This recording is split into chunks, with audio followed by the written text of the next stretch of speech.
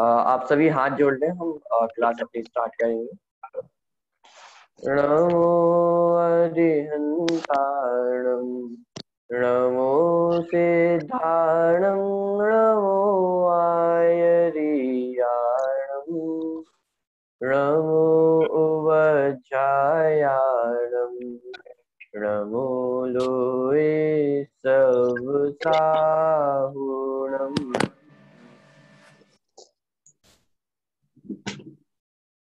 कर्मों को लेकर हमारी चर्चा चल रही है, जिसके अंदर हम घातीय कर्मों की चर्चा कर रहे थे। ज्ञानावरण, दर्शनावरण और मोहिनी कर्म, इन पर हम चर्चा कर चुके हैं। आज अंतराय कर्म और जो शेष अघातीय कर्म है उन पर हम चर्चा करेंगे। चलिए, तो लास्ट क्लास तक हम इतना समझ चुके हैं कि कर्म किसे कहते हैं, भाव कर्म किसे कहते हैं, द्रव्य कर्म किसे कहते हैं।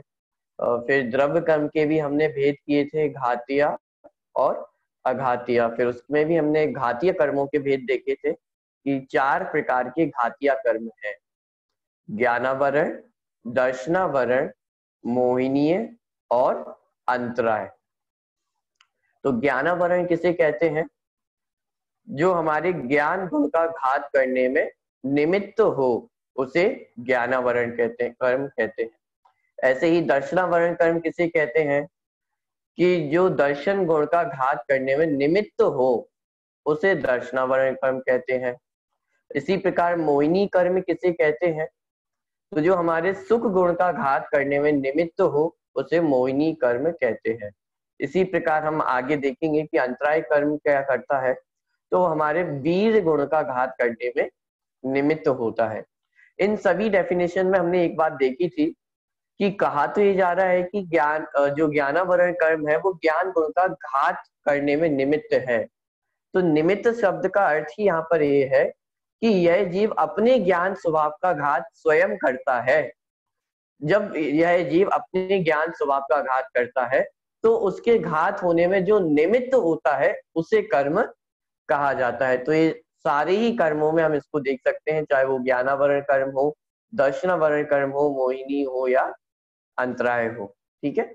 इसके बाद हमने कर्मों के एग्जाम्पल्स देखे थे कि ज्ञानावरण कर्म का एग्जाम्पल क्या दिया था कि जैसे पर्दा होता है, तो वैसे ही ज्ञानावरण कर्म का कार्य है। दर्शनावरण के लिए हमने पहरेदार का, गेट कीपर का एग्जाम्पल देखा था कि जैसे गेट कीपर होता है तो वो अंदर राजा को नहीं देखने देता है। उसी प्रकार जो दर्शनावरण कर्म है वो हमें जो वस्तुएं हैं, ऑब्जेक्ट्स हैं, उनको नहीं देखने देता है। इसके बाद मोहिनी कर्म का एग्जाम्पल हमने देखा था कि जैसे कोई मदिरा का पान किया हुआ व्यक्ति होता है, तो उसे कुछ सुध बुध नहीं रहती है, वो क्या कर रहा है, वो कौन है, कहाँ रहता है, क्या है, उसके बारे में उसे कुछ भी पता नहीं होता है। तो ऐसे ही मोहिनी कर्म के उदय में हम भी पर पदार्थों को अपना मानते हैं, उनसे सुख दुख का संबंध मानते हैं, शरीर को ही हम अपना स्वरूप मान लेते हैं। तो इस प्रकार की जो मिथ्या मान्यताएं होती हैं, वो मोहिनी कर्म के उदय के कारण होती हैं। इतनी चर्चा हम कर चुके हैं। आज हम इसके आगे जो अंतराय कर्म है और बाकी के जो अघातीय कर्म है, उन पर हम चर्चा करेंगे। ठीक है।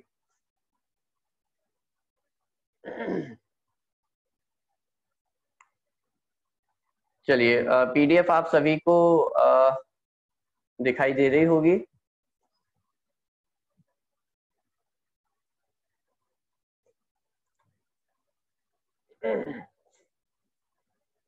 एक बार मैं मोहिनी कर्म को दोबारा पढ़ रहा हूँ। लास्ट क्लास में हम स्लाइड्स नहीं देख पाए थे। चलिए, जब जीव अपने स्वरूप को भूलकर अन्य पदार्थ को अपना माने तथा अपने स्वरूप के आचरण में असावधानी करे।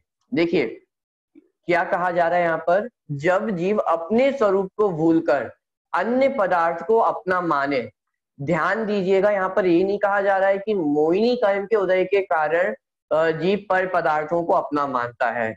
यहाँ पर ये नहीं कहा जा रहा है कि मोहिनी कर्म का उदय है इसलिए मैं अपने आप को शरीर मानता हूँ। बल्कि क्या कहा जा रहा है कि जब जीव अपने स्वरूप को भूलकर अन्य पदार्थ को अपना मानता है, मतलब जब यह जीव इस शरीर को अपना मानता है, तब अपने स्वरूप के आचरण में असावधानी करे, तब जिस कर्म का उदय निमित्त हो उसे मोहिनी कर्म कहते हैं। ठीक है, तो मोहिनी कर्म की तरफ से बात नहीं की जा रही है, बात की जा रही है जीव की तरफ से, कि जीव गलती करता है तब उस कर्म का उदय कहा जाता है। जब इस जीव ने इस शरीर को ही अपना स्वरूप मान लिया, तब मोहिनी कर्म का उदय उसमें निमित्त होता है। मोहिनी कर्म का कार्य मदिरा के समान है। जैसे व्यक्ति मदिरा के सेवन से अपने स्वरूप को भूल जाता है तथा विवेक रहित होकर क्रियाएं करता है, उसी प्रकार मोहिनी कर्म के उदय में जीव अपने व पर पदार्थों में भेद विज्ञान नहीं कर पाता है तथा अविवेकी होकर क्रियाएं करता है। इस बात को हम समझ ही चुके हैं कि जैसे मदिरा पी हुए व्यक्ति की जैसी हालत होती है, उसे कुछ भी पता नहीं होता है अपने बारे में, तो वैसी ही हालत इस मोहिनी कर्म के उदय में जीव की होती है। पर पदार्थों को अपना मान रहा है, उनसे सुख दुख मानता है, भेद विज्ञान नहीं कर पाता है। तो इस प्रकार की जो अविवेकी होकर क्रियाएं होती हैं वो मोहिनी कर्म के उदय में होती है। मोहिनी कर्म के कारण ही जीव उल्टी मान्यता रहती है, जिससे वह अपने सच्चे स्वरूप को भूलकर स्वभाव के विपरीत विवाह भावों को करता है। जीव मोहिनी कर्म के कारण ही जीव की उल्टी मान्यता होती है। यदि आपको मोहिनी कर्म के भेद प्रभेद याद हो, तो हमने इसके मेनली 2 टाइप्स देखे थे, दर्शन मोहिनीय और चारित्र मोहिनीय। तो जो उल्टी मान्यता होती है वो दर्शन मोहिनी कर्म के उदय में होती है।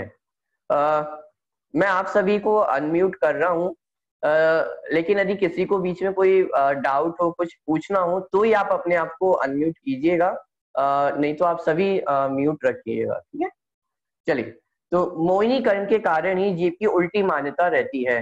तो उल्टी मान्यता मतलब जैसी वस्तु है उसके विपरीत उसको मानना, जैसी वस्तु है उसको वैसा नहीं मानकर अन्यथा मानना। जैसे मैं तो ज्ञान स्वभावी जीव तत्व हूँ, लेकिन अपने आप को इस शरीर वाला मान लेना, तो ये क्या है? उल्टी मान्यता। और ये जो उल्टी मान्यता है वो दर्शन मोहिनी कर्म के उदय में होती है। ठीक है, 2 टाइप हमने देखे थे, दर्शन मोहिनी और चारित्र मोहिनी। तो जो उल्टी मान्यता है वो दर्शन मोहिनी कर्म के उदय के निमित्त में होती है। तो मोहिनी कर्म के कारण ही जीव उल्टी मान्यता रहती है, जिससे वह अपने सच्चे स्वरूप को भूलकर स्वभाव के विपरीत भावों मोह राग द्वेष को करता है। मोहिनी कर्म के 2 भेद हैं, दर्शन मोहिनी, चारित्र मोहिनी। दर्शन मोहिनी के मिथ्यात्वादी 3 भेद और चारित्र मोहिनी के कषाय आदि 25 भेद होते हैं। तो यदि टोटल पूछा जाए कि मोहिनी कर्म के कितने भेद होते हैं, तो कितने टोटल कितने भेद होंगे मोहिनी कर्म के? अर्चना जी आप बता सकती हैं?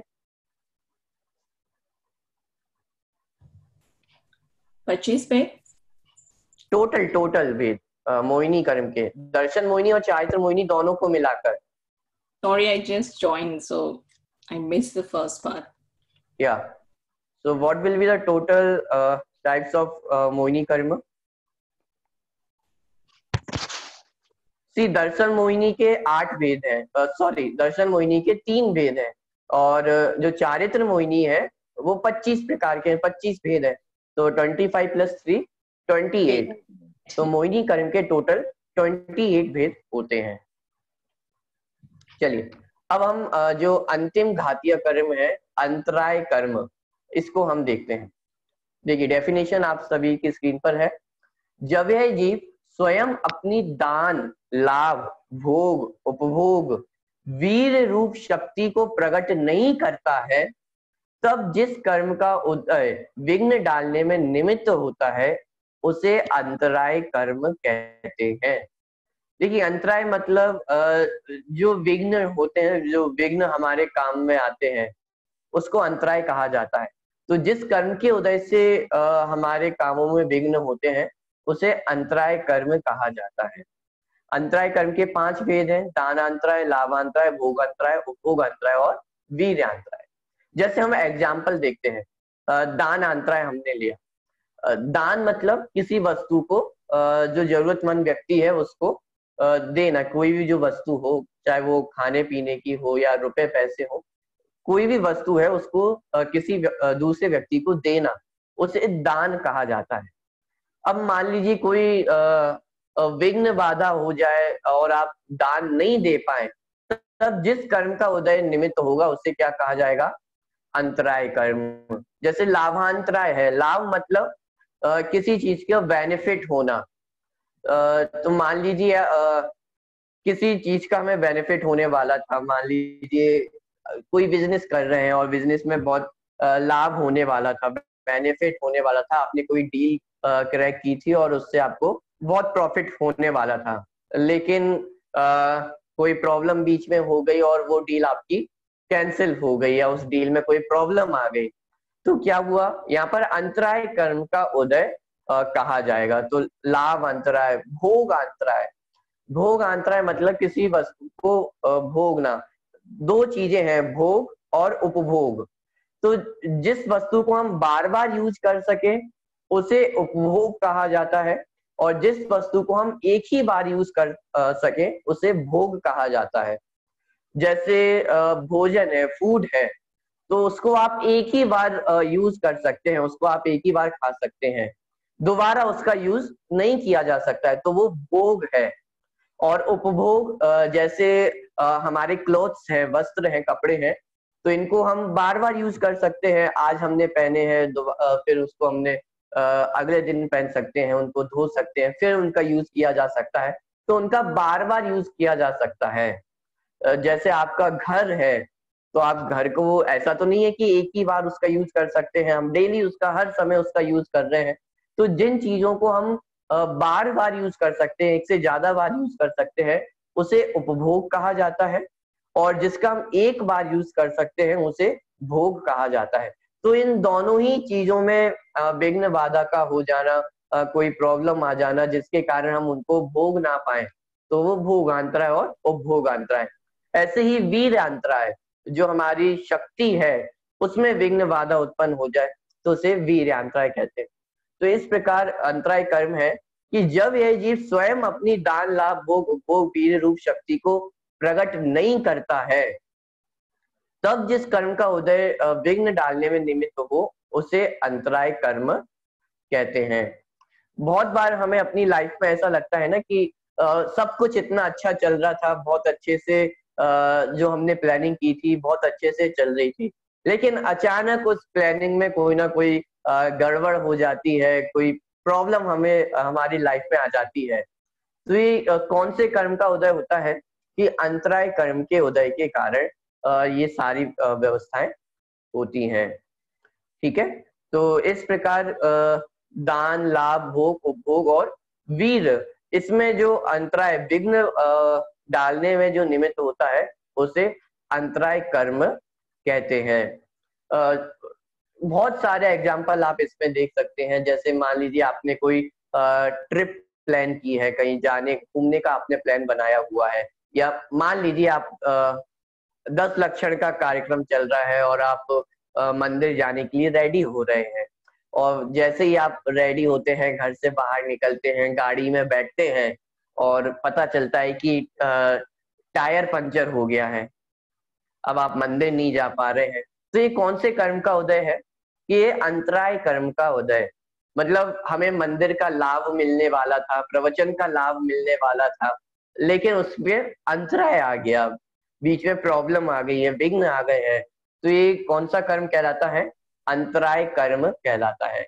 अब आप अपनी डेली लाइफ में इसको बहुत जगह देख सकते हैं, चाहे आपकी ऑफिस लाइफ हो या घर पे हो, कहीं पर भी आप हो, तो इसको आप देख सकते हैं कि जब भी हम कुछ काम करने जा रहे होते हैं और उसमें बीच में प्रॉब्लम आ जाती है। तो इस प्रकार जो अंतराय कर्म है वो विघ्न बाधा डालने में निमित्त होता है। लेकिन फिर वही बात है यहाँ पर कि अंतराय कर्म मात्र निमित्त है। जब जीव अपने स्वभाव को भूलता है, ये सभी कर्मों में बेसिक थ्योरी है, बेसिक प्रिंसिपल है कि जब यह जीव अपने स्वरूप को भूलता है, गलती एक ही है, गलती अपने स्वरूप को भूलना है, तो उसके कारण बाकी जितनी भी सिचुएशंस होती हैं, चाहे वो ज्ञानावरण कर्म हो, दर्शनावरण कर्म हो, वो सब रिजल्ट है। लेकिन गलती क्या की है कि हमने अपने स्वरूप को नहीं पहचाना है। तो इसलिए जितने भी घातीय कर्म है, चाहे वो ज्ञानावरण हो, दर्शनावरण हो, मोहिनी कर्म हो, अंतराय कर्म हो, वो सब कार्य कब करते हैं कि जब हम अपने स्वरूप को भूलते हैं, हम सब स्वयं गलती करते हैं, तो उनका उदय निमित्त कहा जाता है। तो यहाँ पर भी जैसे मान लीजिए हम मंदिर नहीं जा पा रहे हैं, कोई भी प्रॉब्लम आ जाए, कोई भी विघ्न आ जाए, तो गलती कर्मों पे नहीं डालनी है कि हमारे तो कर्म ऐसे थे, कर्मों के कारण ऐसा हो गया। कि गलती हमें अपनी देखनी है कि हम अपने स्वरूप को नहीं पहचान पा रहे हैं, हम अपने स्वरूप को भूल रहे हैं, इसलिए कर्मों का उदय ऐसा हो रहा है। ठीक है, तो इस प्रकार अंतराय कर्म हमने अभी देखा है। चलिए, घातीय कर्म में यदि आपको कोई क्वेश्चन हो तो आप पूछ सकते हैं, नहीं तो फिर हम नेक्स्ट टॉपिक पे आगे बढ़ेंगे। इसलिए घातीय कर्म से रिलेटेड कोई क्वेश्चन हो?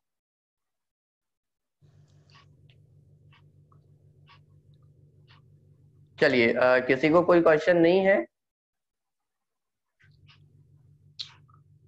ओके, तो हम आगे बढ़ते हैं। जो हमारा नेक्स्ट टॉपिक आएगा अघातीय कर्म का, उससे पहले अंतराय कर्म के संबंध में कुछ और जो जानकारी है उसको हम देख लेते हैं। अंतराय कर्म के निमित्त से जीव में शक्ति होने पर भी वह सामग्री का भोग आदि नहीं कर पाता है।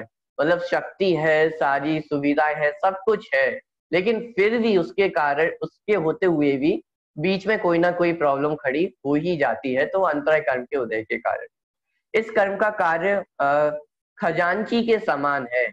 जैसे सामग्री के होने पर भी खजांची की आज्ञा के बिना उस सामग्री का भोग उपभोग आदि नहीं हो सकता है, उसी प्रकार इस कर्म के उदय में भी दान आदि की सामग्री उपलब्ध होने पर भी अंतराय कर्म के कारण उन्हें भोगने में विघ्न पड़ता है।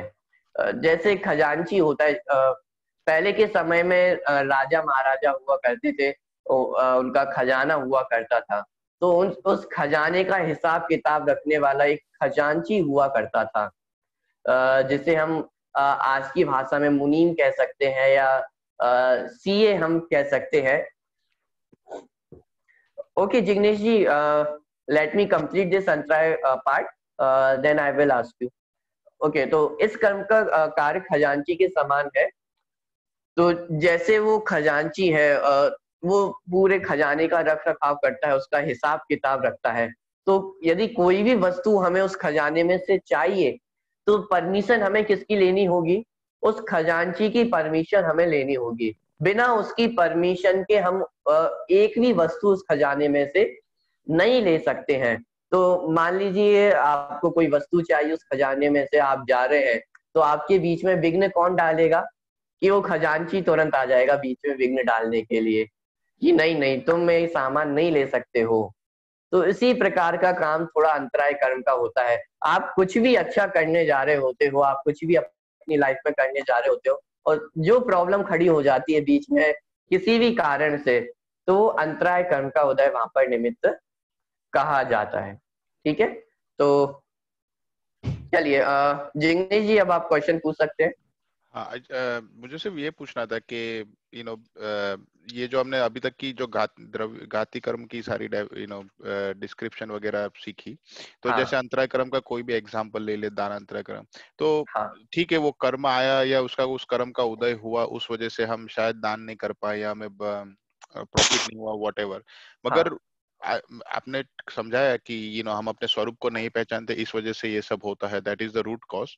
मगर वो थोड़ा बहुत हाई, लाइक जैसे वो 20,000 फीट अबव बोलते, जैसे सी लेवल के, उस लेवल पे आपने, तो लाइक इसका होने का लाइक एग्जैक्ट कारण क्या हो सकता है? कि जैसे अगर मैं दान नहीं कर पाया तो मैंने उस पहले कुछ किया होगा वैसा, तो how can we correlate that कि किस वजह से ये बाधा आई होगी या ये कर्म का उदय हुआ होगा? देखिए, मैं जानबूझ के बहुत ज्यादा इसमें डीप में नहीं जा रहा हूँ। अंतराय कर्म चूंकि घातीय कर्म है, और घातीय कर्म मतलब जो अनुजीवी गुणों का घात करे, ठीक है। और अभी हमने जितनी चर्चा अंतराय कर्म की है, वो बेसिकली हमने बाहर से ज्यादा चर्चा की है कि बाहर में कुछ ऐसा नहीं कर पा रहा हूँ, प्रॉब्लम आ रही है दान देने में या लाभ लेने में। हम अभी तक जितनी भी चर्चा कर रहे हैं वो बाहर बाहर में कर रहे हैं, लेकिन बेसिकली जो अंतराय कर्म है वो घातीय कर्म है और जीव के अनुजीवी गुणों का घात करने वाला है। तो जैसे अभी आपने देखा ज्ञान गुण है, सॉरी ज्ञानावरण कर्म है या दर्शनावरण कर्म है या मोहिनी कर्म है, उसका फंक्शन मेनली हमारे अंदर ही देखने को मिलता है। जैसे ज्ञानावरण कर्म है तो वो हमारे ज्ञान गुण को ढक रहा है, दर्शनावरण कर्म है वो हमारे दर्शन गुण को ढकता है, मोहिनी कर्म है तो वो हमारे श्रद्धा गुण को, चारित्र गुण को, यदि एक नाम कहूं तो सुख गुण को वो ढकता है, उसका घात करता है। तो ऐसे ही अंतराय कर्म का क्या कार्य है कि अंतराय कर्म वास्तव में वीर गुण का घात करता है। वीर गुण का जो वर्ग है वो सिंपल सा स्वरूप की रचना करना, मतलब जो भी हमारे अंदर फंक्शंस हो रहे हैं, ज्ञान गुण है, दर्शन है, अनंत गुण है, तो उनको बनाए रखने की, उनको एक साथ रखने की जो रचना है, जो पूरा फंक्शन है उसको जो बनाए रखता है, कायम रखता है, स्वरूप की रचना करता है, उसे वीर गुण कहते हैं। मतलब इतनी ताकत होना कि इन अनंत गुणों को हम अपने अंदर रख सके, उसको एक जगह रह सके वो अनंत गुण। तो इस प्रकार की जो स्वरूप की रचना होती है वो वीर गुण करता है। अब यहाँ पर जो दान है, लाभ है, भोग, उपभोग, वीर, तो ये बेसिकली अभी हम बाहर देख रहे हैं कि बाहर किसी वस्तु, किसी को कुछ देना उसका नाम दान है। किसी वस्तु का लाभ प्राप्त हो जाना, मान लीजिए आज मैं अपने घर में कुछ नया लाता हूँ, कोई एक नई कार खरीद के लाता हूँ तो उसका लाभ हुआ कुछ। मान लीजिए मैं टीवी खरीद कर लाता हूँ नई, तो उसका लाभ हुआ। खाना मैंने खाया तो उसका भोग किया, कपड़े नए नए पहन रहा हूँ वो भोग है। तो अभी हम बाहर इनको देख रहे हैं। जैसे दान यदि मैंने किया है तो बाहर की कंडीशंस में हम देख रहे हैं कि भाई मैंने किसी को रुपए दिए हैं, लेकिन यहाँ पर समझने वाली बात ये है कि दान, लाभ, भोग, उपभोग, वीर, ये सभी अपने आत्मा के अंदर की ही व्यवस्थाएं हैं। इसका मतलब क्या होगा कि जैसे दान को हम देखें तो दान में तीन चीजें होती हैं। एक देने वाला होता है, एक लेने वाला होता है और एक वो वस्तु होती है। ठीक है, तीन चीजें होती हैं दान की प्रोसेस में। एक देने वाला होगा, एक लेने वाला होगा और एक वो वस्तु होगी जिसको दिया जा रहा है। ठीक है, बेसिकली यदि देखा जाए तो दान की जो पूरी प्रोसेस है वो अपने आत्मा में ही है। जैसे मैं आत्मा हूँ एक, ठीक है, और मैं अपने आप को ही अपने ज्ञान स्वभाव का दान दूंगा। मतलब क्या कि मैं यदि अपने ज्ञान स्वभाव को पहचान रहा हूँ, अपने ज्ञान स्वभाव पे विश्वास है, तो इसका मतलब वो ज्ञान, जो दान की प्रक्रिया हुई है वो ज्ञान की ही है। मतलब आत्मा ने आत्मा को ही ज्ञान का दान दिया, मतलब अपने स्वरूप का दान दिया, अपने स्वरूप का ही लाभ हुआ, अपने स्वरूप का ही भोग, उपभोग। तो ये जो सारी चीजें हैं वो अपने अंदर ही होती हैं। तो इसलिए जो अंतराय कर्म है वो घातीय कर्म है, और घातीय कर्म होने के कारण अनुजीवी गुणों का घात करने वाला है। तो सारी प्रोसेस अपने अंदर ही है। लेकिन फिर भी अंतराय कर्म को बाहर की कंडीशंस में भी देखा जाता है, तो उसका रूट कॉज जो है, मेन कारण तो यही है कि हम अपने स्वरूप को भूल जाते, अपने स्वरूप की पहचान नहीं है, उसी कारण ये सारी प्रॉब्लम होती हैं। चाहे वो दान करने में हो, लाभ लेने में हो, भोग में हो, उपभोग में हो, वो सारी प्रॉब्लम का जो रूट कॉज है वो यही है कि हम अपने स्वरूप को भूले हुए हैं। अब जब हम अपने स्वरूप को भूले हुए हैं तो डेफिनेटली और भी हम बहुत सारी गलतियां करते हैं। किसी को दान नहीं देना, किसी के उपकार को नहीं मानना, तो ये सब उनके कारण कहे जा सकते हैं। मतलब मान लीजिए पूर्व में मैंने कुछ ऐसा काम किया हो, किसी को उपकार नहीं माना हो, किसी को दान नहीं दिया हो, किसी जरूरतमंद व्यक्ति की मदद नहीं की हो, तो उनको भी कारण कहा जा सकता है। लेकिन जो मेन रूट कॉज है वो यही है कि हम अपने स्वरूप को नहीं पहचानते हैं, हम अपने स्वरूप को भूले हुए हैं। इस कारण ये जो अंतराय कर्म है उसका बंद होता है और फिर उसका उदय आता है। ठीक है, इसके साथ आप और बहुत सारे रीजंस देख सकते हैं। जैसे कोई व्यक्ति, जैसे हम भोग अंतराय ले, कोई व्यक्ति खाना खाने बैठा है, अब उसके बीच में हम उसमें विघ्न बाधा उत्पन्न कर दें, उसको भोजन नहीं करने दें, है ना, तो इसमें भोग अंतराय कर्म का बंध हम कह सकते हैं। ऐसे ही उपभोग अंतराय में, लाभ में, तो ये बाकी के जितने भी कारण हैं उनको एक क्या कह सकते हैं हम, जो एक रूट कॉज है, जो मेन कॉज है, उसके अलावा जो साइड कॉज है हम वो कह सकते हैं। लेकिन जो मेन रूट कॉज है वो तो यही है कि हम अपने स्वरूप को भूले हुए हैं, इसी कारण जो अंतराय कर्म है उसका बंध होता है, फिर उसका उदय आता है। ठीक है, ओके, थैंक यू। हाँ, बाकी आप हर उसमें लगा सकते हैं कि जैसे दान अंतराय है, तो दान अंतराय कर्म का उदय क्यों आया, कि हो सकता है मैंने किसी को दान देने में प्रॉब्लम खड़ी की हो, या पूर्व में किसी जरूरतमंद व्यक्ति को मैंने दान नहीं दिया हो। ऐसे ही लाभ अंतराय में, लाभ मतलब प्रॉफिट, तो किसी चीज का लाभ हो रहा है, प्रॉफिट हो रहा है, तो हो सकता है किसी व्यक्ति के प्रॉफिट में मैंने नुकसान करा दिया हो, मतलब कोई भी सिचुएशन हो सकती है। ऐसे ही भोग अंतराय में कोई व्यक्ति कुछ भोग रहा है, या कुछ मान लीजिए सिंपल सा एग्जांपल देखे खाने पीने का, तो हो सकता है उसमें प्रॉब्लम खड़ी कर दी हो हमने कभी पिछले भव में, तो इसलिए उसका उदय है। ऐसे ही उपभोग में, ऐसे ही वीर अंतराय में हम देख सकते हैं। ठीक है, जैसे वो आदिनाथ भगवान की स्टोरी में बताते कि उनको 6 महीने आहार नहीं मिला क्योंकि उन्होंने बैल के मुंह पे कपड़ा बांध दिया था। जी, उसको आप भोग अंतराय के रूप में ले सकते हैं, लाभ अंतराय के रूप में भी उसको ले सकते हैं। कि जैसे जब आदिनाथ स्वामी थे, जब वो महाराजा की दशा में थे, राज दशा में थे, तब उन्होंने लोगों को किसानी खेती वगैरह करना सिखाया, गायों को कैसे रखना है वो सब सिखाया। तो वो जो पूरा प्रसंग बना कि गायों के मुख पट्टी कोई नहीं खोला गया, वो भोजन नहीं कर पाए, तो वो भी एक कारण है कि उनको फिर बाद में ऐसे अंतराय कर्म का बंध हुआ कि उनको बाद में 6 महीने तक आहार नहीं मिला। ठीक है, 6 महीने तक तो वो ध्यान की दशा में थे, फिर बाद में 6 महीने तक उनको और आहार नहीं मिला, तो टोटल एक साल से थोड़ा लगभग ज्यादा टाइम होता है, तो उतने टाइम तक उन्हें भोजन नहीं मिला, तो ये अंतराय कर्म का उदय उसमें हम कह सकते हैं। चलिए, अब हम घातीय कर्मों के बाद अब हम अघातीय कर्मों की तरफ आगे बढ़ेंगे।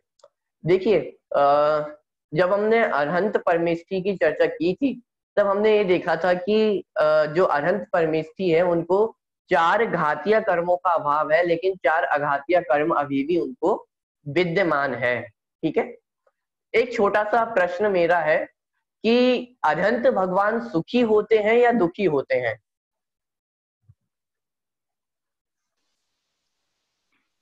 अरहंत भगवान सुखी होते हैं या दुखी होते हैं? सुखी। सुखी होते हैं। हमने अनंत चतुष्टय में भी देखा है, अनंत दर्शन ज्ञान सुख, उनको तो अनंत सुख होता है, लेकिन अनंत सुख होने के बावजूद उनको 4 कर्म बचे हुए हैं। इसका मतलब ये है कि 4 जो अघातीय कर्म है वो जीव को दुख में कारण नहीं है। पॉइंट क्लियर हो रहा है आपको?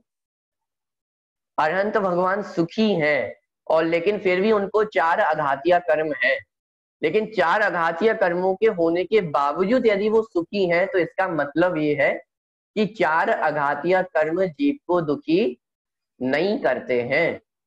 पॉइंट क्लियर हो रहा है आप सभी को?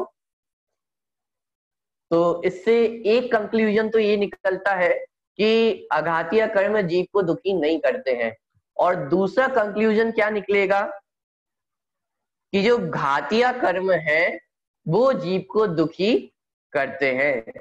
क्योंकि जब तक मान लीजिए महावीर भगवान है और वो अभी अरहंत दशा में नहीं है, वो भी अभी 8 कर्मों का उनको उदय है, तो उस समय वो दुखी थे या सुखी थे? कि उस समय वे भी दुखी ही थे, सुखी नहीं थे। तो इसका मतलब उन्हें 4 घातीय कर्मों का सद्भाव था, तो वो दुखी थे। और जो अरहंत दशा में अरहंत परमेष्ठी हैं, अब जो महावीर भगवान बन गए हैं, अब उनको 4 घातीय कर्मों का अभाव हो गया है, तो इसलिए वो सुखी हो गए हैं। तो इस जब सिनेरियो को हम देखते हैं तो 2 कंक्लूजन हमारे सामने आते हैं कि दुख के कारण अघातीय कर्म नहीं है, और दुख के कारण कौन से कर्म है? घातीय कर्म है। ठीक है, चलिए अभी मैं इस पे और ज्यादा अभी नहीं बोल रहा हूँ, अभी हम इस पे और डिस्कस करेंगे कि वो घातीय कर्म भी दुख में कारण है या नहीं है। चलिए, लेकिन अभी हम अघातीय कर्मों को देखते हैं जल्दी से। जितने भी अघातीय कर्म है उनका जो रिलेशन है वो मेनली बाहर की चीजों से है। हमारा शरीर कैसा है, हम कहाँ पर रह रहे हैं, हमारा आचरण कैसा है, हमें अच्छी चीजें मिल रही हैं या बुरी चीजें मिल रही हैं। तो जितने भी अघातीय कर्म है उनका जो रिलेशन है वो बाहर की चीजों के साथ है, और घातीय कर्मों का जो रिलेशन था वो हमारे अंदर जो गुण थे उनके साथ हम मेनली देख रहे थे। जैसे ज्ञानावरण कर्म था तो वो हमारे ज्ञान गुण का घात कर रहा था, दर्शनावरण कर्म था तो वो दर्शन गुण का घात कर रहा था। तो वो सारे हमारे जो अंतरंग व्यवस्था है, अंदर की व्यवस्था है, उससे रिलेटेड थे। और जो अघातीय कर्म है वो हमारी जो बाहर की परिस्थितियां हैं, बाहर जो सराउंडिंग है उससे रिलेटेड होते हैं। देखिए सबसे पहले वेदनीय कर्म। वेदनीय कर्म किसे कहते हैं? जब आत्मा स्वयं अपने मोह भाव से आकुलित होता है तब उस आकुलता में अनुकूल इष्ट सामग्री और प्रतिकूल अनिष्ट सामग्री का संयोग होने में जिस कर्म का उदय निमित्त होता है उसे वेदनीय कर्म कहते हैं। देखिए, जब आत्मा स्वयं अपने मोह भाव से आकुलित होता है, मोह भाव से आप किसी कर्म को रिलेट कर सकते हैं। जब आत्मा स्वयं अपने मोह भाव से आकुलित होता है, इस टर्म से मोह भाव, इस टर्म से आप किसी कर्म को रिलेट कर सकते हैं? एनीवन? मोहनीय कर्म। वेरी गुड, मोहिनी कर्म। देखिए इस वेदनी कर्म को हम मोहिनी कर्म से रिलेट करेंगे। देखिए, जब आत्मा स्वयं अपने मोह भाव से आकुलित होता है तब उस आकुलता में अनुकूल इष्ट सामग्री और प्रतिकूल अनिष्ट सामग्री का संयोग होने में जिस कर्म का उदय निमित्त होता है उसे वेदनीय कर्म कहते हैं। देखिए वेदनीय कर्म का सिर्फ इतना सिंपल सा काम है कि जो वेदनीय कर्म है वो हमें चीजें प्रदान करता है, चाहे वो हमारे अनुकूल हो या चाहे वो हमारे प्रतिकूल हो। जैसे गर्मी के दिन है और गर्मी के दिनों में बढ़िया हमें एसी मिल जाए तो वो हमारे वेदनीय कर्म का उदय है कि वेदनीय कर्म के उदय के कारण हमें एसी मिल गया। या बहुत ज्यादा गर्मी के दिन है और हमें एसी खराब हो जाता है, एसी मिल नहीं रहा है, तो वो हम कह देंगे कि भाई ये असाता वेदनीय कर्म का उदय है। लेकिन जब इस जीव को वो एसी नहीं मिला तो वो दुखी हुआ, तो उस दुख का कारण कौन है? क्या वेदनीय कर्म दुख का कारण है कि नहीं? वो वेदनीय कर्म दुख का कारण नहीं है। पहले जो हमने वो मोह भाव देखा था, मोहिनी कर्म देखा था, वो वास्तव में दुख का कारण है। कि जब ये जीव अपने मोह भाव से आकुलित होता है, कि दुखी होना तो वो मोह भाव पे आधारित है। यदि मोह नहीं होगा तो जीव दुखी भी नहीं होगा। अब जैसे मुनिराज है, मुनिराज वन जंगलों में होते हैं, ना उनके पास कपड़े हैं ना उनके पास कोई एसी है, लेकिन फिर भी इतनी गर्मी में वो रहते हैं, तो वो मुनिराज सुखी हैं या दुखी हैं? कि वो मुनिराज फिर भी सुखी हैं, भले ही उनकी कंडीशंस विपरीत हैं, प्रतिकूल परिस्थितियां हैं, लेकिन प्रतिकूल परिस्थिति होने के बावजूद वे दुखी नहीं है। क्यों नहीं है? क्योंकि उनको मोह नहीं है, उनके मोह का अभाव है। तो जब यह स्वयं मोह भाव से आकुलित होता है तब उस आकुलता में अनुकूल इष्ट सामग्री और प्रतिकूल अनिष्ट सामग्री का संयोग होने में जिस कर्म का उदय निमित्त होता है उसे वेदनीय कर्म कहते हैं। देखिए इस कर्म का कार्य शहद से लपेटी हुई तलवार के समान है। जैसे शहद से लपेटी हुई तलवार को जीभ पर रखने से मिठास के स्वाद के साथ साथ उसी समय जीभ कट जाने से कष्ट को भी भोगना पड़ता है, उसी प्रकार वेदनीय कर्म के उदय में निरंतर जीव को ऐसे अनुकूल एवं प्रतिकूल संयोग मिलते हैं जिससे व्याकुलता का वेदन होता है। देखिए कितना बढ़िया उदाहरण दिया है वेदनीय कर्म को समझाने के लिए, कि जैसे एक तलवार है, स्वॉर्ड है, और उस पे हमने शहद, जो शहद है उसको लपेट दिया, हनी जो है उसको हमने शहद पे तलवार पे लपेट दिया है। अब यदि कोई व्यक्ति उस तलवार को चखे, अपनी जीभ से उस तलवार को लगाएगा, तो उसका टेस्ट कैसा आएगा? कि ऑफ कोर्स यदि उसमें हनी लगा हुआ है तो टेस्ट तो मीठा ही आएगा, लेकिन जैसे ही वो तलवार अपनी जीभ पे रखेगा तो वो जीभ भी उसकी कटेगी, उसको पीड़ा होगी। बस ऐसा ही काम वेदनी कर्म का है कि वेदनी कर्म के कारण हमें ऐसा तो लग रहा है कि बहुत सुखी है, साता वेदनी कर्म का उदय है तो गाड़ी है, बंगला है, रुपए पैसे हैं, ये सारी जो अनुकूल सामग्रियां हैं वो हमारे पास है। तो इस सब के होने पर हमें लगता तो ऐसा है कि मैं बहुत सुखी हो रहा हूँ, बहुत मजा आ रहा है। जैसे आपने वो कुत्ते का एग्जाम्पल सुना है, डॉग का, कि वो हड्डी चबाता है, तो आपको पता है हड्डी का कोई टेस्ट आता है क्या? वो जो कुत्ता है, जो वो डॉग है, वो हड्डी को चबाता है और सोचता है कि बढ़िया, बहुत मजा उसे आ रहा है, उस हड्डी में से उसे टेस्ट मिल रहा है। लेकिन सच में वहां पर क्या हो रहा होता है कि उस हड्डी में से उसे कोई टेस्ट नहीं आ रहा है, बल्कि उस हड्डी को चबाने के कारण उसके मुंह ही इतना छिल जाता है कि उसे खून आने लगता है, और वो अपने ही खून का टेस्ट लेते हुए समझता है कि मुझे मजा काय में से आ रहा है, कि उस बोन में से, उस हड्डी में से मुझे मजा आ रहा है। पीड़ा खुद को हो रही है, खुद दुख सहन कर रहा है, मतलब खुद का नुकसान करते हुए भी मजा सोच रहा है कि वो मुझे बाहर की चीज से मिल रहा है। तो यही कार्य वेदनी कर्म का है कि वेदनी कर्म के उदय में जीव को अच्छी अच्छी सामग्रियां मिल जाती हैं। साता वेदनी कर्म का उदय हो तो सब कुछ हमारे हिसाब से होता चला जाता है। कभी कभी हमारी लाइफ में ऐसा होता है ना कि जैसा हम चाहते हैं बिल्कुल वैसा ही होता चला जाता है। कभी कभी हमारे इतने अच्छे दिन होते हैं कि सब कुछ हमारे अनुकूल चलने लगता है, अचानक ऐसा एक दिन आता है कि हम जो सोचते हैं वो हो जाता है। हम सोचते हैं कि बहुत गर्मी का मौसम हो रहा है, बढ़िया बारिश हो जाए, तो बढ़िया बारिश हो जाती है उस दिन।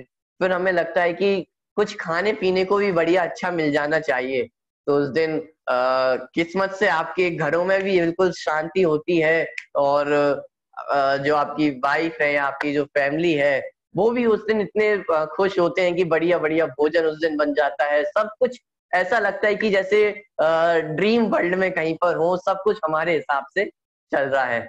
तो ऐसी सिचुएशन में हमें क्या लगता है कि जो सुख है वो हमें इन चीजों से मिल रहा है, जो बाहर की चीजें हैं उनके माध्यम से हमें सुख मिल रहा है।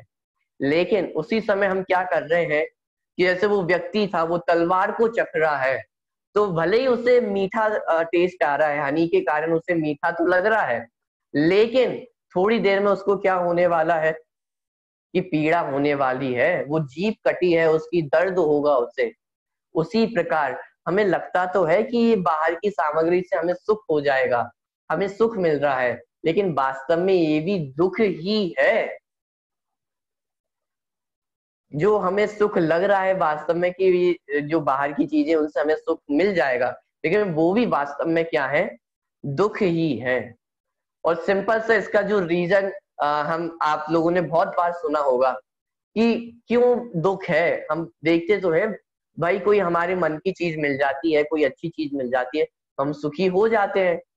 लेकिन यदि वास्तव में इन सारी चीजों में सुख होता तो फिर तीर्थंकर इन सारी चीजों को छोड़कर क्यों जाते? तीर्थंकरों को तो कोई कमी नहीं है, सारी सुख सुविधाएं हैं, देव आके उनकी सेवा करते हैं, सब कुछ है, लेकिन उसके बाद भी वो इस सब चीजों को छोड़ के चले जाते हैं। तो इसका मतलब कहीं ना कहीं इन सारी चीजों में सुख नहीं है। और यहाँ तो ये कहा जा रहा है कि सुख तो है ही नहीं, लेकिन वो वास्तव में हम जो सुख की कल्पना कर लेते हैं वो भी वास्तव में दुख ही है। बस हमें ऐसा लगता है कि वो सुख है, लेकिन सचमुच देखा जाए तो वो सुख नहीं है। इसको एक छोटे से एग्जाम्पल से आप समझ सकते हैं। मान लीजिए आप खाना खाने बैठे हैं, और जैन धर्म तो क्या कह रहा है कि भाई खाना खाने से सुख नहीं मिलता है। क्यों नहीं मिलता है? क्योंकि सुख की सिंपल सी डेफिनेशन है, जो हमारे साथ हमेशा रहे वो ही सच्चा सुख है। जो सुख अभी हो जाए फिर बाद में चला जाए, जो सुख परमानेंट ना रहे, वो सच्चा सुख नहीं है। और जो सुख परमानेंट रहे वह सच्चा सुख है। तो मान लीजिए हम खाना खाने बैठे हैं, भोजन करने बैठे हैं, तो हमें क्या लगता है कि यदि मेरी फेवरेट डिश होगी, कुछ अच्छा खाने को मिलेगा तो मैं सुखी हो जाऊंगा। लेकिन जैन दर्शन तो कह रहा है कि भाई उस भोजन से हमें सुख की प्राप्ति नहीं होती है। ठीक है, आप कह सकते हैं कि चलो आपकी बात मान लेते हैं कि भाई भोजन करने से पहले भी हमें दुख होता है, भूख लगती है, फिर भोजन खाने के बाद भी हमें दुख होता है, फिर से हमें भूख लगने लगती है। लेकिन जिस समय हम भोजन कर रहे हैं, खाना खा रहे हैं, उस समय तो हम सुखी हो जाते हैं या नहीं होते हैं? क्या लगता है आप लोगों को? फेवरेट डिश है आपकी, सब आप अपनी अपनी मन में फेवरेट डिश सोच सकते हैं, और मान लीजिए आज वो आपको खाने को मिल रही है, अभी खाने को मिल रही है, तो वो कम से कम बाद में सुखी होंगे नहीं होंगे वो अलग बात है। उससे पहले खाना खाने से पहले सुखी थे नहीं थे वो अलग बात है। लेकिन जिस समय हम खाना खा रहे हैं उस समय सुखी है या नहीं है? क्वेश्चन सिंपल सा है। नहीं, क्या लगता है आप लोगों को? नहीं है। क्यों नहीं है? क्या प्रॉब्लम है? उस समय तो हम सुखी हो गए हैं ना। उस समय भी आकुलता है। क्या आकुलता? जिस समय मैं मिठाई खा रहा हूँ या अपनी कोई भी फेवरेट डिश को ले रहा हूँ, उस समय तो मुझे मजा ही आ रहा है ना, उस समय क्या आकुलता है? क्योंकि हम सुखी तो नहीं हुए, थोड़ा हमारा दुख कम हुआ था, हम उसको सुख समझने लगते हैं। चल, मैं अभी ना आगे की बात कर रहा हूँ ना पीछे की बात कर रहा हूँ। आप कह सकते हैं कि भाई मैंने एक बाइट ली, फिर एक बाइट खाने के बाद मुझे फिर दोबारा वो बाइट लेने का मन होगा, दोबारा और खाने का मन होगा, तो वो तो दुख है ही। लेकिन जिस समय हम वो भोजन ले रहे हैं उस समय तो मैं सुखी हो गया ना। It's a short term happiness, right? वो लॉन्ग टर्म नहीं है, वो परमानेंट नहीं रहेगी वो हैप्पीनेस, करेक्ट? जी, वो तो बात है कि वो जो हैप्पीनेस है वो लॉन्ग टर्म रहने वाली नहीं है। लेकिन मैं तो ये कह रहा हूँ कि वो शॉर्ट टर्म भी कहाँ रहती है। जैसे मान लीजिए आप खाना खाने बैठे हैं, कोई भी आप डिश लेके बैठे हैं, आपने एक बाइट ली, तो आपकी थाली में सिर्फ एक ही चीज होती है। जैसे यदि बहुत बेसिक मैं थाली भी लूं, यदि इंडियन थाली देखी जाए तो दाल होगी, रोटी होगी, एक सब्जी होगी, उसके साथ कुछ नमकीन होगा, कुछ पापड़ होगा या अचार होगा, पिकल होगा। इतनी सारी चीजें बेसिक सी नॉर्मल थाली में होती हैं। तो आपने दाल भी ली है, मान लीजिए आपने एक रोटी का बाइट लिया, आपने उसको दाल से लिया, फिर उसके बाद अगली आप बाइट लेते हैं, उसको आप सब्जी से लेते हैं, फिर उसके बाद आप अचार लेते हैं, फिर उसके बाद आप पापड़ लेते हैं। तो यदि आप दाल और रोटी खा के यदि सुखी हैं, तो फिर वो सब्जी खाने की क्या जरूरत है? वो अचार लेने की क्या जरूरत है? वो पापड़ लेने की क्या जरूरत है? एक ही चीज खाते रहे ना, उससे सुखी हो रहे हैं। कि अभी तो आप कह रहे, हाँ पंडित जी, हम लंदन में सैंडविच ही खाते हैं, आप इतनी सारी आइटम बता देते तो हम बहुत सुखी हो जाएंगे। अच्छा, सैंडविच भी आप लेते हैं तो सैंडविच के साथ भी आप सॉस लेते हैं, या सैंडविच भी अलग अलग प्रकार का बनेगा कि आज चीज सैंडविच बनना है, आज उसमें फिर वेजिटेबल्स आप रखेंगे, तो ये अलग अलग तरीके का क्यों? मैं समझाना यही चाह रहा हूँ कि वो सुख लॉन्ग टर्म तो है ही नहीं, लेकिन वो शॉर्ट टर्म भी कहाँ है। अभी हमने सैंडविच खाया, फिर उसके बाद कुछ और खाने का मन होगा, और ना भी हो तो कम से कम पानी पीने का मन तो होगा या नहीं होगा? तो यदि वो सैंडविच खा के आप सुखी हो गए, तो फिर आप पानी लेने की क्या जरूरत है? पानी क्यों ले रहे हो आप? और यहाँ तो यदि देखा जाए तो पूरा भोजन भी हो जाता है। चलिए, पूरा भोजन हो गया, तो पूरा भोजन करने के बाद सुखी हुए या नहीं हुए? कि नहीं, अब आखिरी में कुछ मीठा होना चाहिए, जिसे डेजर्ट कहते हैं, कि पूरा खाना खा लिया है, भोजन हो गया है, अब आखिरी में कुछ मीठा लाओ। अब इतना पूरा भोजन हो गया, इतनी थाली भर के आपको इतनी अच्छी अच्छी डिशेस दी गई हैं, अब आखिरी में आप मीठे के लिए रुके हुए हो, तो इसका मतलब या तो आपको भोजन करने में मजा नहीं आया। यदि भोजन करने में मजा आया है तो फिर आखिरी में मीठा क्यों मांगते हो? अच्छा चलिए, अब मीठा भी आपने खा लिया है, उसके बाद फिर यहाँ पर एक ट्रेडिशन रहता है कि पूरा भोजन हो गया है, मीठा भी हो गया है, अब उसके बाद कुछ सौंफ सुपारी खाई जाती है, मतलब कुछ ना कुछ पाचक वस्तुएं ऐसी, डाइजेस्टिव वस्तुएं कुछ ऐसी ली जाती हैं, सौंफ ली जाती है, ये सारी चीजें ली जाती है। तो अब इनको क्यों ले रहे हो आप? पूरा भोजन कर लिया, मीठा भी हो गया, अब उसके बाद आपको सौंफ भी चाहिए। मैं समझाना ये चाहता हूँ कि वो जो सुख हम जिसको लॉन्ग टर्म समझ रहे हैं, वो सुख लॉन्ग टर्म भी कहाँ है। हम अगले ही पल में हमारी इच्छाएं बदलती जाती हैं। अभी हमने कुछ खाया, फिर उसके बाद हमें कुछ दूसरी चीज चाहिए। हर समय वो सुख की डिमांड हमारी बदलती जा रही है ना। हम खाने में क्यों देखें, हम किसी भी चीज में आप देख लें, आप कुछ भी देखें, आप टीवी देख रहे हैं, एक चैनल आपने खोल के बैठ गए हैं, अब थोड़ी देर आपने वो चैनल देखा, उसके बाद फिर चैनल बदल दिया, फिर वो चैनल देखा, फिर उसके बाद आपने फिर चैनल बदल दिया। अरे यदि पहला चैनल देखने में आपको मजा आ रहा है तो फिर दूसरे चैनल की तरफ क्यों गए? ये जो दूसरी चैनल की तरफ जाना यही बताता है कि हम सुखी नहीं है, वो दुखी ही है। यदि व्यक्ति सुखी हो जाता तो दूसरे चैनल पे नहीं जाता। जहां जीव संतुष्ट हो जाता है फिर वो उस पर आगे नहीं खोजता है कि अब इसमें कुछ और आगे भी खोज लूं। तो हमारी जो विषय भोगों को बदलने की इच्छा रहती है ना, कि अभी ये किया, फिर ये करना है, फिर वो करना है, फिर ये करना है। अच्छा, सिद्ध जीव है, सिद्ध भगवान है, तो उनको भी बार बार कुछ ना कुछ करते रहना पड़ता होगा, बदलते रहना पड़ता होगा कि अभी तो बहुत देर हो गई है यहाँ पर बैठे बैठे, अब कुछ और किया जाए, है कि सिद्ध भगवान तो अनादिकाल से अपने जब से वो सिद्ध दशा को प्रकट की है, तो तभी से वो अपने सुख को ही भोग रहे हैं, ज्ञान दर्शन स्वभाव को ही अपनी ज्ञान दर्शन स्वभाव में मग्न है, लीन है। तो यदि वो उस सिचुएशन से दुखी हो जाते, बोर हो जाते, तब तो वो डेफिनेटली कुछ और करने की सोचते, लेकिन उसे उसी में इतना मजा आ रहा है, उन्हें उसी में इतना सुख है कि वो कुछ और कर ही नहीं रहे हैं। और हम क्या करते हैं कि हम चैन से नहीं बैठ सकते हैं, अभी कुछ करेंगे, फिर उसके बाद कुछ और करेंगे, फिर उसके बाद कुछ और करेंगे। तो ये जो हमारा काम बदलना दिखा है ना, ये दर्शाता है कि हम सुखी नहीं है, हम दुखी हैं। जिस समय हम बहुत ज्यादा हंस रहे हैं, बहुत ज्यादा खुश दिखाई दे रहे हैं, लेकिन वास्तव में देखा जाए तो उस समय भी जीव दुखी ही है, सुखी नहीं है।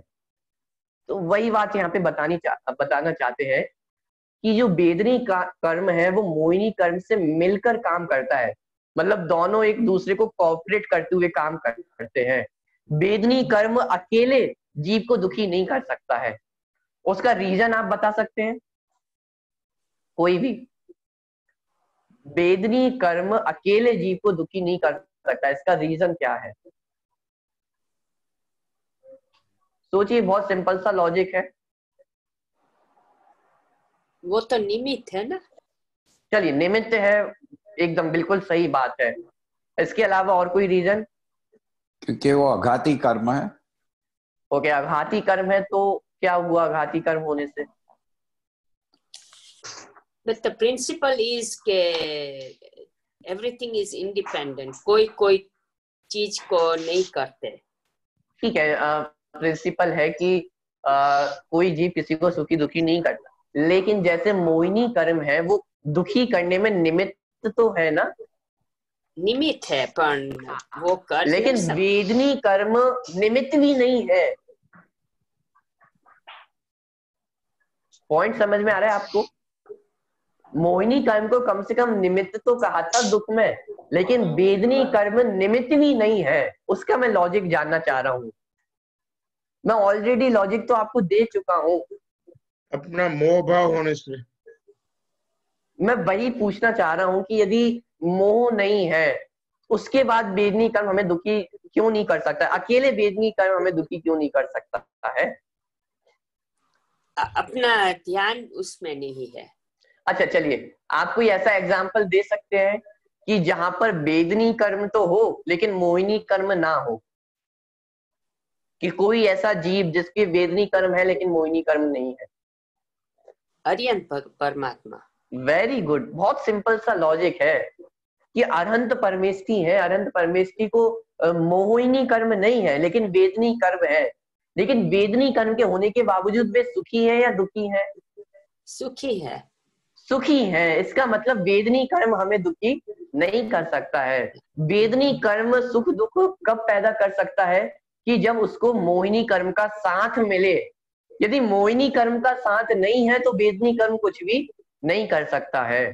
अच्छा, दूसरी बात, वेदनी कर्म अकेले बुरी सामग्री नहीं देता है, अच्छी सामग्री भी देता है।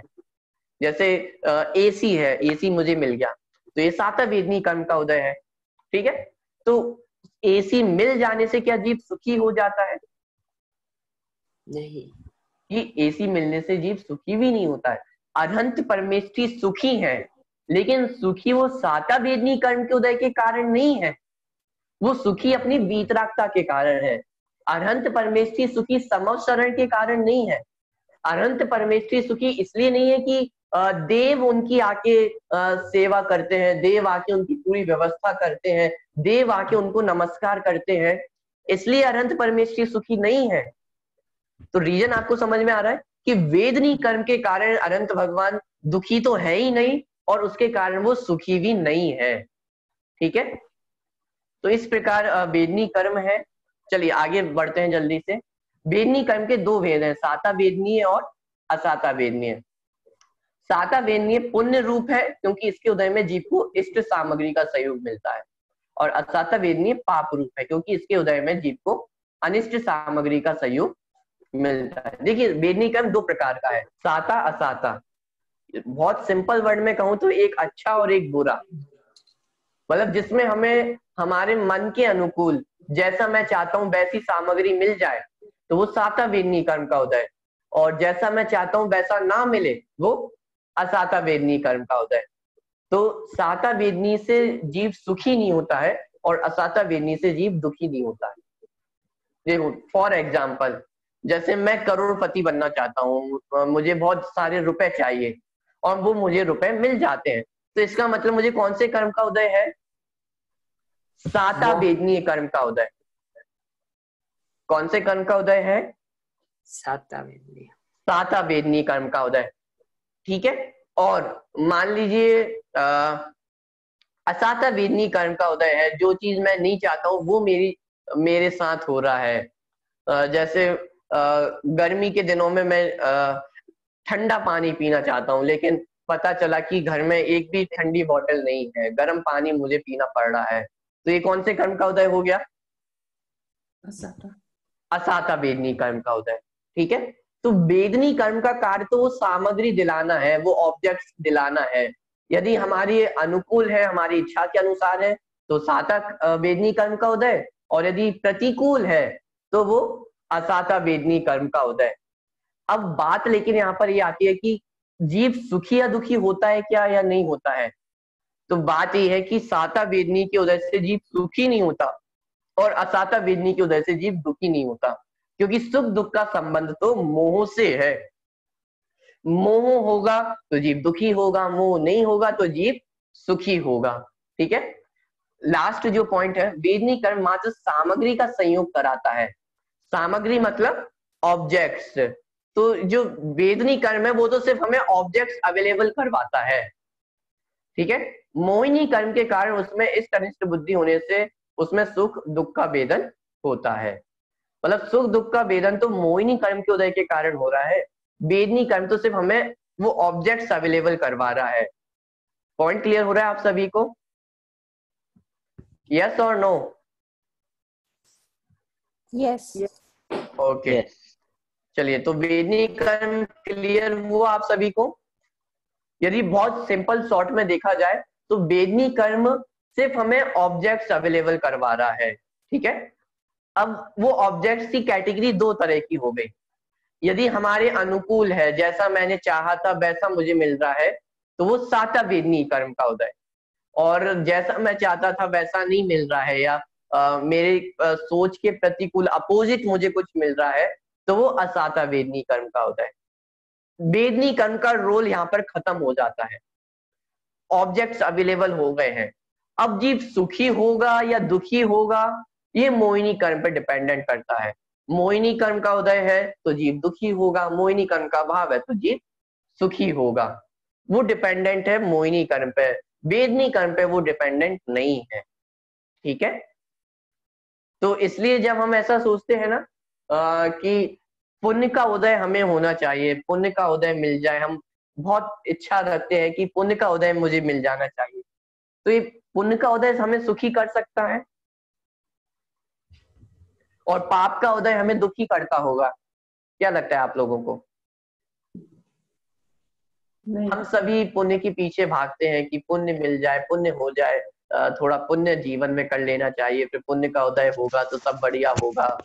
तो पुण्य का उदय जीव को सुखी करता है? नहीं। नहीं। अच्छा चलो, पुण्य का उदय तो सुखी नहीं करता, लेकिन पाप का उदय तो डेफिनेटली दुखी तो करता ही है। नहीं। पक्का? हाँ। चलिए, इसका आप कोई लॉजिक दे सकते हैं कि पुण्य का उदय सुखी नहीं करता है और पाप का उदय दुखी नहीं करता है? वो मोहनीय के ऊपर। ये तो थ्योरी की बात हो गई है कि थ्योरी है कि मोहिनी कर्म के कारण कोई सुखी होगा कोई दुखी होगा, लेकिन प्रैक्टिकल आप समझ सकते हैं इस बात को? कोई एग्जांपल आप दे सकते हैं कि हाँ भाई ये सही बात है?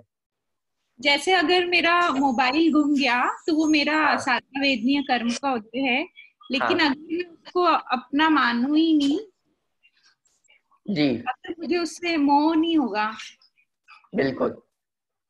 तो फिर मैं दुखी नहीं होंगी सातवां वेदनीय कर्म के उदय के बाद बावजूद भी।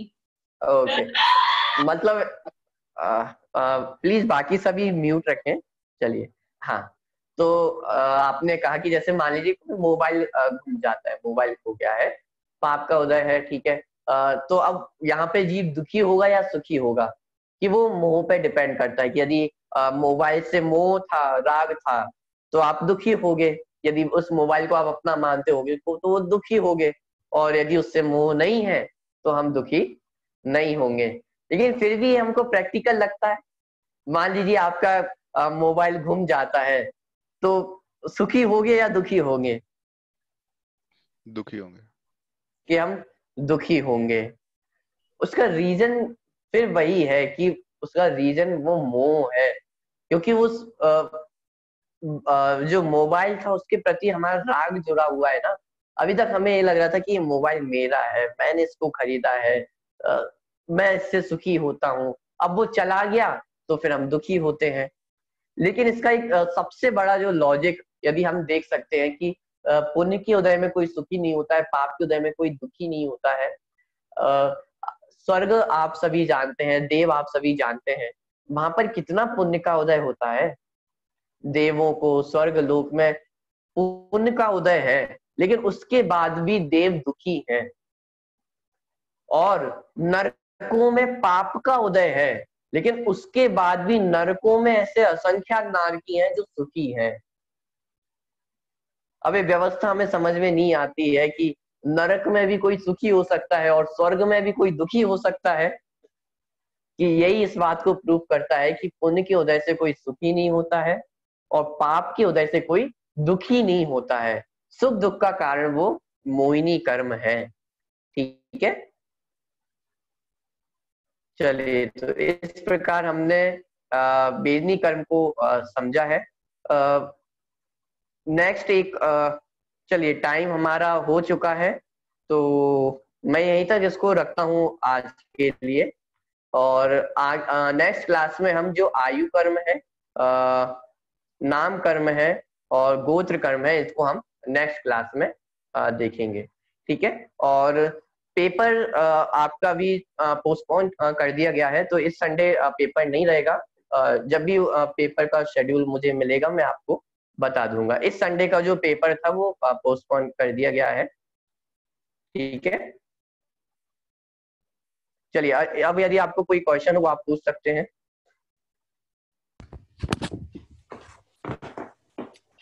मुझे एक क्वेश्चन है।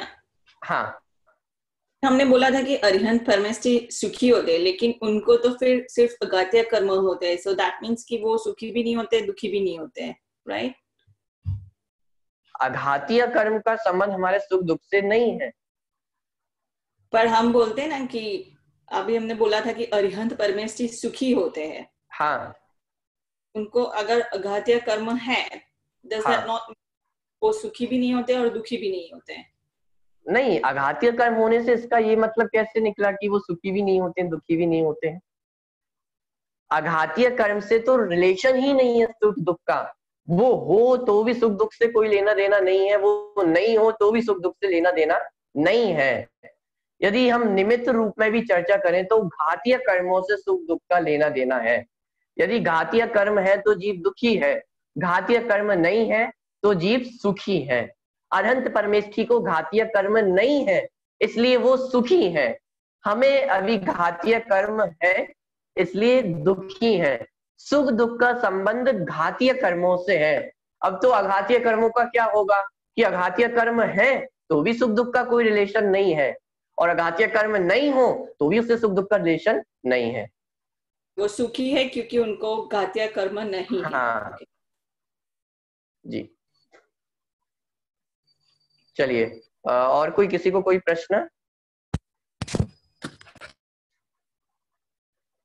चलिए हो सकता है आपको बाद में भी बहुत सारे क्वेश्चन खड़े हो कर्मों को लेकर, कैसी क्या व्यवस्था बनती है, तो बाद में भी आप पूछ सकते हैं, ग्रुप पे भी आप पूछ सकते हैं। और जो एक क्वेश्चन हमने देखा था कि मुनिराज के संबंध में हमने एक क्वेश्चन देखा था कि मुनिराज ग्रस्त है या नहीं है, तो आपने बहुत अच्छे अच्छे उत्तर दिए थे कि जो मुनिराज है वो ग्रस्त नहीं है, और एक यदि कोई भिखारी है, बेगर है, तो वो ग्रस्त है कि ग्रस्त नहीं है, कि वो ग्रस्त है। क्यों ग्रस्त है?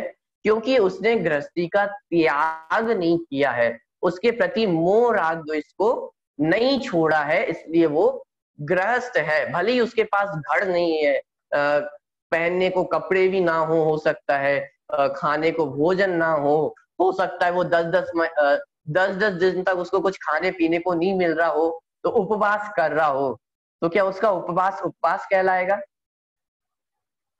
उसके पास बिल्कुल रुपए पैसे नहीं है तो वो अपरिग्रही हो गया? नहीं।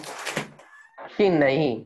क्यों? क्योंकि उसको अभी वो मोह राग द्वेष नहीं छूटा है, उसने उनका त्याग नहीं किया है, इसलिए वो गृहस्थ है। और मुनिराजों ने उसके प्रति जो मोह राग द्वेष है उसको छोड़ दिया है, उसका त्याग कर दिया है, इसलिए वो ग्रस्त नहीं है। ठीक है, तो उसका आंसर था। चलिए क्लास को हम यहीं पर, आज की क्लास को यहीं पूरा करते हैं। जो नेक्स्ट संडे रहेगा उसमें बाकी के जो अघातीय कर्म बचे हुए हैं उनकी चर्चा हम उसमें करेंगे। चलिए एक साथ आप हाथ जोड़ लेंगे, रमो का साथ हम क्लास एंड करेंगे। नमो अरिहंताणम, नमो सिद्धाणम, नमो आयरियाणम, नमो उवझायाणम, नमो लोए सब साहुणम। जय जिनेन्द्र। जय जिनेन्द्र।